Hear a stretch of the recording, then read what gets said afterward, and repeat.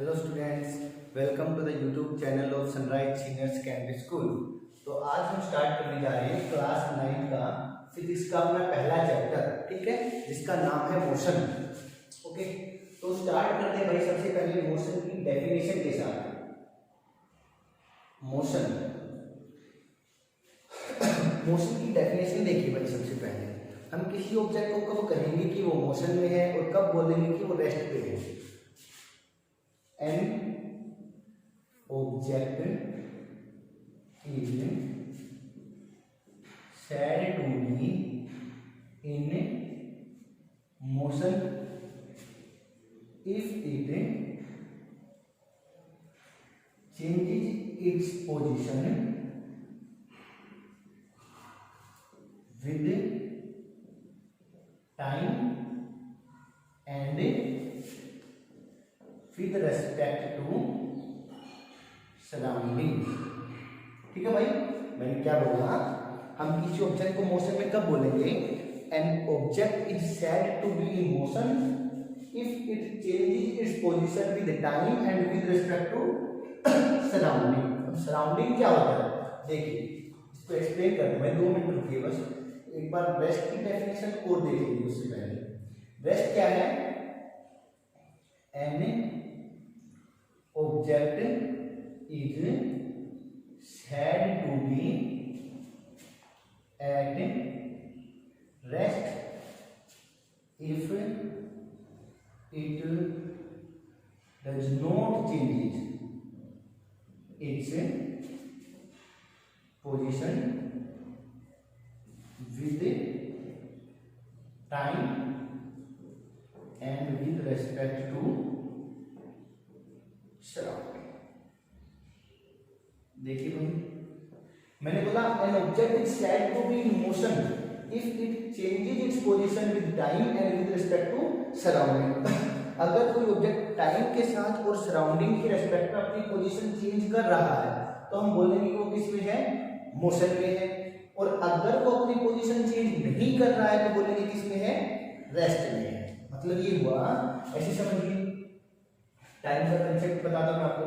जैसे मान लो t = 1 second पर कोई ऑब्जेक्ट a पॉइंट पर है, t = 2 सेकंड पर कहां है, b पर है, t = 3 सेकंड पर कहां है, c पॉइंट पर है। इसका मतलब ये ऑब्जेक्ट जो था, ये पर्सन जो था, टाइम के साथ अपनी पोजीशन को क्या कर रहा है, चेंज कर रहा है। तो इसका 1 सेकंड पे यहां था, 2 पे यहां था, 3 सेकंड पर यहां था, तो हम इसको बोलेंगे कि इसमें ये मोशन में है।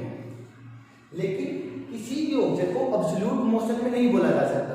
एब्सोल्यूट मोशन का मतलब क्या है, ऐसे समझिए, motion and rest are relative. मैंने क्या बोला, motion and rest are relative, मतलब एब्सोल्यूट, मैं कहना चाहता हूं भाई, absolute motion and absolute rest are not defined। अभी absolute motion और absolute rest का मतलब क्या हुआ, अब देखिए एक एग्जांपल से समझिए इस बात को। absolute motion और absolute rest में कहने का मतलब है, हम किसी भी ऑब्जेक्ट को हमेशा ये नहीं कह सकते कि 100% किस में है, मोशन में है। किसी ऑब्जेक्ट को श्योरिटी के साथ ये नहीं कह सकते कि वो किस में है, रेस्ट पे है। डिपेंड कर रहा है कि पोजीशन ऑफ ऑब्जर्वर क्या है। जैसे ये समझिए, ये मान लो कोई बस है भाई जो 50 किलोमीटर/आवर की स्पीड के साथ आगे की तरफ चल रही है। इसमें 2 पर्सन बैठे हुए हैं, ए बी, और बाहर एक आदमी खड़ा हुआ है, सी। सी से अगर पूछा जाए कि बी मोशन में है या रेस्ट में है तो सी क्या बताएगा, मोशन में है, क्योंकि भाई पूरी की पूरी बस आगे चल रही है 50 किलोमीटर/आवर की स्पीड से। तो ऑफकोर्स उसके अंदर जो बी बैठा हुआ है वो उसको किसमें लगेगा, आगे की तरफ चलता हुआ ही दिखेगा। तो सी किसमें बताएगा, मोशन में। अगर ए से पूछा जाए तो बी किसमें है, भाई ए के तो सामने बैठा हुआ है ना, बी बिल्कुल ए के तो जस्ट सामने बैठा हुआ है वो। उसके सामने तो जो बस में सभी बैठे हुए हैं वो उसको किसमें लगेंगे, रेस्ट में लगेंगे। उसे थोड़ी ना वो मोशन में दिखाई देंगे या चलते हुए बस में घूमते हैं, उनको ए को बी किसमें दिखाई देगा, मतलब रेस्ट में दिखाई देगा। सी को किसमें लग रहा है, मोशन में लग रहा है। मतलब ए से पूछा जाए कि बी मोशन में है या रेस्ट में है तो किसमें बताएगा, रेस्ट में बताएगा। सी से पूछा जाए बी मोशन में रेस्ट में है तो किसमें बताएगा, मोशन में बताएगा। अब ये तो पॉसिबल नहीं है भाई कि बी मोशन में भी है रेस्ट में भी है ना। इसका मतलब डिपेंड कर रहा है कि ऑब्जर्वर कहाँ खड़ा हुआ है, पोजीशन ऑफ ऑब्जर्वर के ऊपर डिपेंड कर रहा है कि बी मोशन में है या रेस्ट में है। मतलब मैं ये कहना चाह रहा हूँ कि हो सकता है बी एक जगह से देखने पर मोशन में लग रहा हो, या कोई भी ऑब्जेक्ट हो एक जगह से देखने पर मोशन में लग रहा हो, वही ऑब्जेक्ट दूसरी जगह से किसमें लग रहा हो, रेस्ट में लग रहा हो। मतलब absolute motion and absolute rest are not defined. जो ऑब्जेक्ट एक फ्रेम ऑफ रेफरेंस है, फ्रेम ऑफ रेफरेंस का मतलब आप फिलहाल ये समझिए पोजीशन ऑफ ऑब्जर्वर। जो ऑब्जेक्ट एक जगह से रेस्ट में लग रहा है, हो सकता है वही दूसरी जगह से किसमें लग रहा हो, मोशन में लग रहा हो। समझ में आया आपको? आप ऐसे समझिए, अर्थ है जैसे, अर्थ को अगर हमसे पूछा जाए कि मोशन में या रेस्ट में, तो हमें अर्थ किसमें दिखाई दे रही है, रेस्ट में दिखाई दे रही है। लेकिन अगर मून पे कोई आदमी खड़ा है उससे पूछा जाए तो अर्थ रिवॉल्व करती हुई दिखाई दे रही है चारों तरफ, है ना। जैसे यहाँ से हमें चांद चलता हुआ दिखाई दे रहा है, तो मतलब कि मोशन और रेस्ट चेंज हो सकता है, मोशन और किसी ऑब्जेक्ट की स्टेट चेंज हो सकती है जब क्या चेंज किया जाए, पोजीशन ऑफ ऑब्जर्वर चेंज किया जाए। कोई ऑब्जेक्ट ऑब्जर्वर के लिए हो सकता है एक फ्रेम ऑफ रेफरेंस से किसमें हो, मोशन में हो, और हो सकता है वही ऑब्जेक्ट दूसरे फ्रेम ऑफ रेफरेंस से किसमें हो, रेस्ट में हो। समझ में आया, नहीं समझ में आया आपको? तो ये था मोशन और रेस्ट की कहानी भाई, ठीक है। जिस ऐसे समझ लेते, सिंपल सा एग्जांपल समझिए आप। जैसे हम बाहर खड़े होकर पेड़ को देखते हैं तो हमें किसमें दिखाई देता है, जब सड़क पे खड़े होकर देखते हैं तो पेड़ रेस्ट में दिखाई देते हैं। लेकिन जब गाड़ी में देखते हैं, गाड़ी से जब हमारी गाड़ी आगे तरफ जा रही है तो हमें पेड़ पीछे की तरफ जाते हुए दिखाई देते हैं ना। तो गाड़ी से देख रहे हैं तो पेड़ रेस्ट मोशन में दिखाई दे रहे हैं, है ना। बाहर सड़क पे खड़े होकर देख रहे हैं तो रोड जो पेड़ है वो किसमें दिखाई दे रहे हैं, रेस्ट में दिखाई दे रहे हैं। सिंपल है। और कुछ डेफिनेशन देखिए भाई, distance and displacement, distance and displacement. Distance क्या है और डिस्प्लेसमेंट क्या है? ये पॉइंट है ए, ये पॉइंट है बी। ए से बी तक जाने के भाई बहुत सारे रास्ते हो सकते हैं, ठीक है। मैं जैसे अलग अलग केस मानता हूँ। मान लो ये एक तो है स्ट्रेट पाथ ए से बी तक पहुंचने का, मान लेता हूँ ये 5 किलोमीटर दूर है। ए से बी कितना दूर है, हो सकता है एक रास्ता ये है, मान लो ये मान लो है कितना 7 किलोमीटर मान लेते हैं भाई। एक रास्ता मान लो ये है, ठीक है। ये मान लेते हैं कितना है भाई, और ज्यादा मान लेते हैं 11 किलोमीटर मान लेते हैं। एक हो सकता है कोई यहाँ से घूमकर आया है ना, इसको 15 किलोमीटर मान लेते हैं। कहने का मतलब ये है कि ए से बी तक पहुंचने के बहुत सारे रास्ते हो सकते हैं। देखो जब एक आदमी यहाँ से यहाँ जाएगा बी पर, तो उसने कितनी डिस्टेंस कवर की होगी, उसने कितना रास्ता तय किया होगा, 5 किलोमीटर। जब इस रास्ते से गया होगा तो कितना लंबा रास्ता उसने तय किया होगा, 7 किलोमीटर। इस रास्ते से गया होगा तो 11 किलोमीटर, इस रास्ते से गया होगा तो 15 किलोमीटर। मतलब कि अलग अलग रास्ते से अगर वो जा रहा है तो उसने जो दूरी तय की है वो भी क्या आ रही है, अलग अलग आ रही है। इसका मतलब डिस्टेंस क्या है, एक्चुअली लेंथ ऑफ पाथ ही है, जिस उस पाथ की लेंथ जो उस पर्सन ने क्या की है, कवर की है। तो डिस्टेंस क्या हुआ, डिस्टेंस की डेफिनेशन क्या होगी भाई, लेंथ ऑफ ए पाथ, रास्ते की लंबाई covered by the body, length of path covered by the body. जिस रास्ते से आदमी ए से चल करके ए से बी पर पहुंचा है, उस पाथ की लंबाई को क्या बोला जाता है, डिस्टेंस बोला जाता है, ठीक है। डिस्प्लेसमेंट क्या होगा, देखिए ये इनिशियल पोजीशन थी, शुरुआत में आदमी यहाँ खड़ा हुआ था, ये फाइनल पोजीशन थी, ये इनिशियल पोजीशन, ये फाइनल पोजीशन। इनिशियल पोजीशन और फाइनल पोजीशन के बीच की जो शॉर्टेस्ट डिस्टेंस होती है ना, सबसे छोटी दूरी, उसको क्या बोला जाता है, डिस्प्लेसमेंट बोला जाता है। 5 किलोमीटर है, 11 किलोमीटर, 7 किलोमीटर, 15 किलोमीटर है ना, तो इसका मतलब यहाँ पर डिस्प्लेसमेंट कितना है, 5 किलोमीटर। ऐसे भी समझ सकते हैं यहाँ पे, the straight line joining the initial point and final point is displacement, straight path between initial and final position. जो ए इनिशियल और फाइनल पोजीशन के बीच में जो सीधा रास्ता होता है ना, straight line joining the initial position and final position is displacement. Displacement कभी भी निकालना हो तो इनिशियल पोजीशन और फाइनल पोजीशन को जोड़ने वाली स्ट्रेट लाइन की आप लंबाई निकाल लीजिए, वही क्या होगा, डिस्प्लेसमेंट होगा। समझ में आया आपको? डिस्टेंस क्या होता है, डिस्प्लेसमेंट क्या होता है? Distance is length of path covered by the body and displacement is shortest distance between initial position and final position. ऐसे समझिए।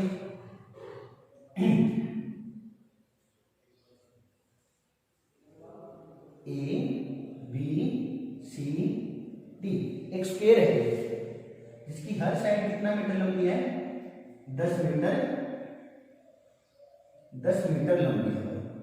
एक आदमी यहां खड़ा हुआ है, वो ए पे खड़ा हुआ है, वो चल करके कहां पहुंच गया, बी पर पहुंच गया।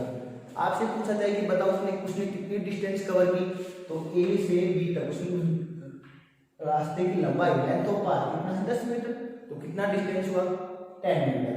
Displacement the shortest distance between initial position and final position, या फिर the straight line joining the initial and final position, वो भी कितना है, 10 मीटर ही है। मतलब इस केस में डिस्टेंस और डिस्प्लेसमेंट दोनों ही कितने हैं, 10 मीटर है। मान लो मैं बोलूं वो चल करके कहां पहुंच गया, डी पर पहुंच गया। कहां पहुंच गया, डी पर पहुंच गया। अब आपसे पूछा जाए कि बताओ भाई इस पर्सन ने कितनी डिस्टेंस कवर की, तो ए से बी पर गया, बी से सी पे गया और सी से कहां आया, डी पर आया। तो 10 मीटर 10 मीटर 10 मीटर कितना हो गया, ए ने कितनी, इस पर्सन ने कितनी डिस्टेंस कवर की, 30 मीटर, 30 मीटर। ठीक है भाई, कितनी डिस्टेंस कवर की, 30 मीटर। लेकिन इस केस में डिस्प्लेसमेंट पूछा जाए तो ये इनिशियल पोजीशन, ये final position, the straight line joining the initial position and final position, the shortest distance between initial position and final position is called displacement. तो इस केस में डिस्प्लेसमेंट कितना हुआ, 10 मीटर। समझ में आया आपको? एक और केस देखिए।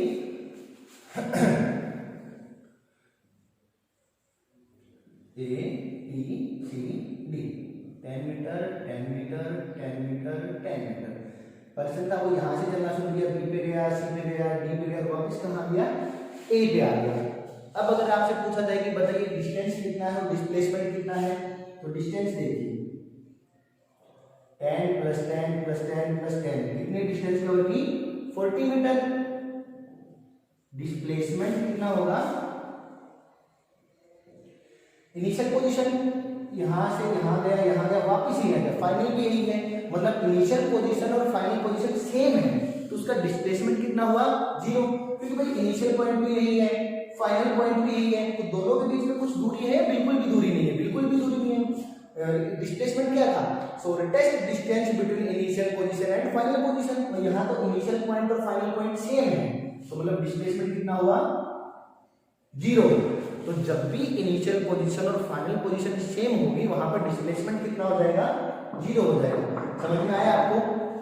हाँ, अगर मान लो इसी क्वेश्चन में इनिशियली पर्सन ए पर था और फाइनली कहां रुक जाता, सी पे रुक जाता, फिर डिस्टेंस और डिस्प्लेसमेंट कितना होता, देखिए डिस्टेंस 10 मीटर + 10 मीटर कितना हो जाता, 20 metre. Displacement the shortest distance between initial position and final position, तो the straight line joining the initial position and final position, मतलब एसी। तो डिस्प्लेसमेंट कौन है यहाँ पर, डिस्प्लेसमेंट कौन है, एसी। तो एसी कैसे निकालेंगे, देखो राइट ट्रायंगल बन गई ना, एसी क्या है, हाइपोटेन्यूज है। हाइपोटेन्यूज क्या होता है, परपेंडिकुलर का स्क्वायर प्लस बेस का स्क्वायर, परपेंडिकुलर का स्क्वायर प्लस बेस का स्क्वायर। तो कितना हो जाएगा, 10 का स्क्वायर + 10 का स्क्वायर, 100 + 100 कितना हो जाएगा, 200। कितना आ जाएगा आंसर, 10√2 मीटर। समझ में आया, नहीं समझ में आया कोई क्वेश्चन? तो ये डिस्टेंस और डिस्प्लेसमेंट उम्मीद है आपको समझ में आ गया होगा। मतलब डिस्प्लेसमेंट 0 हो सकता है, कब हो सकता है डिस्प्लेसमेंट 0, जब इनिशियल पोजीशन और फाइनल पोजीशन क्या हो जाए, सेम हो जाए। ठीक है, डिस्प्लेसमेंट जो है ना वो हमेशा आपको डिस्टेंस से छोटा ही मिलेगा। डिस्प्लेसमेंट कभी भी आपको डिस्टेंस से बड़ा नहीं मिलेगा।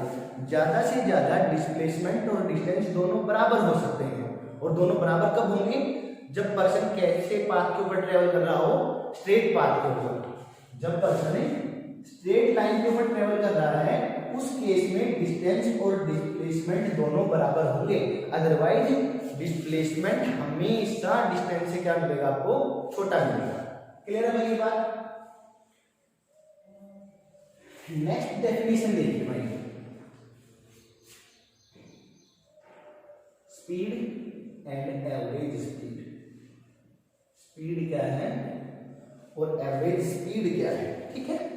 स्पीड देखिए, स्पीड क्या होता है, distance per unit time. Speed क्या होता है, distance per unit time. Distance को टाइम से डिवाइड कर दो, हमें क्या मिल जाएगा, स्पीड मिल जाएगा। जैसे मान लो कोई गाड़ी है 40 किलोमीटर डिस्टेंस ट्रेवल की है 1 घंटे में, है ना, तो उसकी स्पीड हम क्या बोलेंगे, कितनी है, 40 किलोमीटर पर आवर की स्पीड से चल रही है गाड़ी, है ना। आप ऐसे समझिए, मतलब कि टाइम से डिवाइड करो डिस्टेंस को, डिस्टेंस अपॉन में टाइम, हमें क्या मिल जाएगा, स्पीड मिल जाएगी। क्लियर है। एवरेज स्पीड क्या होता है, average speed is total distance upon में total time. Total distance upon में टोटल टाइम, ये हमें क्या मिल जाएगा, एवरेज स्पीड मिल जाएगी। तो एवरेज स्पीड क्या होती है, देखो, total distance upon total time. Speed क्या होती है, डिस्टेंस अपॉन टाइम, ठीक है। क्वेश्चन में अगर आपको डिस्टेंस दिया गया और बोला गया कि इतने टाइम में इतनी डिस्टेंस कवर की, आप स्पीड बताइए कितनी होगी, तो सिंपली डिस्टेंस को किससे डिवाइड कर दिया जाएगा, टाइम से डिवाइड कर दिया जाएगा, हमें स्पीड मिल जाएगी, ठीक है। एवरेज स्पीड के ऊपर देखिए, तो इसमें आपको एक दो क्वेश्चन करवाता हूँ।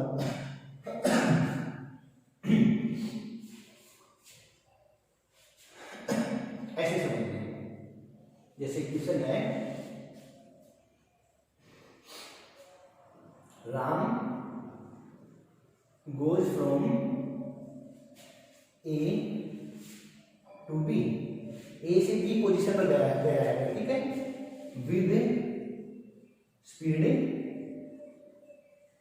v1 and comes back from B to A at speed v2, find average speed, ठीक है। एवरेज स्पीड बताइए कितनी होगी, तो देखो एवरेज स्पीड का फॉर्मूला क्या था, total distance upon total time, लेकिन यहाँ ना तो डिस्टेंस दे रखी है और ना ही टाइम दे रखा है। तो इस क्वेश्चन को कैसे करते हैं देखिए भाई, ये ए पॉइंट मान लेते हैं और ये बी पॉइंट मान लेते हैं।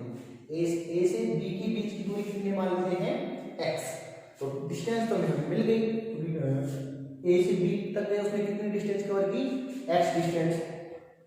बी से ए तक वापस आए, उसने कितनी डिस्टेंस कवर की, एक्स डिस्टेंस। तो टोटल डिस्टेंस कितनी हो गई, एक्स प्लस एक्स 2x। तो टोटल डिस्टेंस हो गई भाई 2x। टाइम देखिए, मान लेते हैं ए से बी तक उसे जाने में कितना टाइम लगा, v1 स्पीड से गया है ना, तो ए से बी तक उसे जाने में लगा, मान लेते हैं time t1। Let it time taken when Ram goes from A to B, t1, and from B to A कितना मान लेते हैं, t2। तो टोटल टाइम कितना हो गया भाई, टोटल टाइम हो गया t1 प्लस t2। समझ में आया यहां तक आपको। एवरेज स्पीड का फॉर्मूला क्या था, total distance upon total time. Total distance कितना है 2x, अपॉन में टोटल टाइम कितना है t1 प्लस t2। अब t1 और t2 कैसे निकाला जाए, देखो स्पीड का फॉर्मूला क्या बताया था मैंने, डिस्टेंस अपॉन टाइम। तो जाने की स्पीड कितनी थी v1, डिस्टेंस कितनी थी x, अपॉन में टाइम कितना लगा t1। नहीं समझ में आया, देखो भाई स्पीड का फॉर्मूला था, speed is equal to distance upon time. जब वो ए से बी तक गया है तो डिस्टेंस कितनी कवर की है x, टाइम कितना लगा t1। तो स्पीड का फॉर्मूला क्या होता है, डिस्टेंस अपॉन स्पीड। तो speed distance upon time, speed दे रखी है v1 तो speed is equal to distance upon time, तो v1 is equal to x upon t1। Similarly v2 को मैं क्या लिख सकता हूं, x अपॉन t2। यहां से देखो t1 की वैल्यू कितनी आ जाएगी, x बाई v1, और यहां से t2 की वैल्यू क्या आ जाएगी, x बाई v2। आपको बार बार ऐसे करने की जरूरत नहीं है, हम लास्ट में फॉर्मूला ट्राई करेंगे और आप डायरेक्टली हर बार उस फॉर्मूले को यूज करो, ठीक है ना। डायरेक्टली हर बार उस फॉर्मूले को यूज करो आप क्वेश्चन सॉल्व करने के लिए। तो t1 की वैल्यू आ गई, t2 की वैल्यू आ गई, यहां पर पुट करते हैं, कितना आ जाएगा 2x अपॉन t1 की वैल्यू कितनी हो जाएगी, x upon v1 plus t2 की वैल्यू कितनी हो जाएगी, x अपॉन v2। यहां से देखो भाई 2x is equals to x common 1 by v1 plus 1 by v2, 1 by v1 plus 1 by v2। x से x कैंसिल, 2 एलसीएम लेते हैं कितना बन जाएगा, v1 plus v2 divided by v1 v2, ठीक है। तो देखिए भाई एवरेज स्पीड कितनी आ जाएगी, average speed is equals to 2v1 v2 divided by v1 plus v2। v1 क्या था, v1 speed when Ram goes from a with which ram goes from a to b and v2 is the speed with which he comes back from b to a। जैसे मान लो मैं बोल दूं आपको कि Ram a से b पर गया था 40 किलोमीटर पर आवर की स्पीड से और b से a तक वापस आया 60 किलोमीटर पर आवर की स्पीड से, तो एवरेज स्पीड बताइए। एवरेज स्पीड आपको टाइम डिस्टेंस कुछ पता होना जरूरी नहीं है, टाइम डिस्टेंस वगैरह कुछ पता होना जरूरी नहीं है, ठीक है। डायरेक्ट करो 2 इंटू 40, v1 40 बताया ना, a से b तक 40 की स्पीड से गया, अपॉन में v1 प्लस v2 40 प्लस 60, तो देखो 40 60 अपॉन 100 कितना जाएगा, 6 4 जा 24 24 2 जा 48, तो आंसर डायरेक्टली हम बताएंगे 48 किलोमीटर पर आवर, ठीक है भाई। तो आप ये देखिए यहां तक करिए, अगली क्लास में हम आगे देखेंगे, ठीक है। Okay, thank you.